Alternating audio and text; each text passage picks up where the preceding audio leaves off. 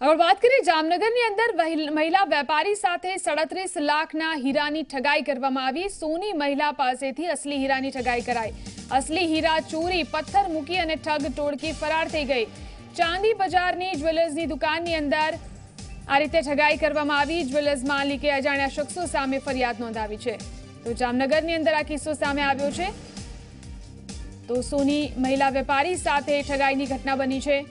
असली हीरा मूकी અને પથ્થર મૂકી અને નાસી ગયા હતા। આ વિશે વધુ જાણકારી માટે આપણી સાથે મુસ્તાક જોડાયા છે ફોન લાઈન પર। જી મુસ્તાક, કેવી રીતે આ ઠગોએ મહિલા જ્વેલર્સની સાથે ઠગાઈ કરી?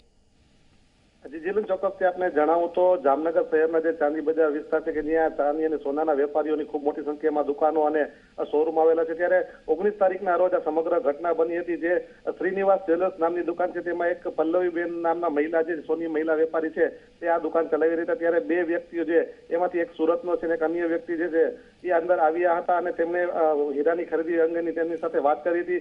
જ્યારે પલ્લવીબેન દ્વારા તેમને જે ડાયમંડના રફ હીરા બતાવવામાં આવી રહ્યા હતા, જેમાં 347 જેટલા નાના મોટા હીરાઓ હતા તેમને બતાવવામાં આવી રહ્યા હતા। ત્યારે ક્યાંક ને તેમની નજર ચૂકીને તેમને ઠગાઈ કરી અને જે પોટલીઓમાં પોતે સાથે લઈ આવેલા પથ્થરના કાંકરા હતા તે મૂકી અને ત્યાંથી પલાયન થઈ ચૂક્યા હતા। અને આ તમામ હીરાઓની કિંમત જે 37 લાખ જેટલી છે।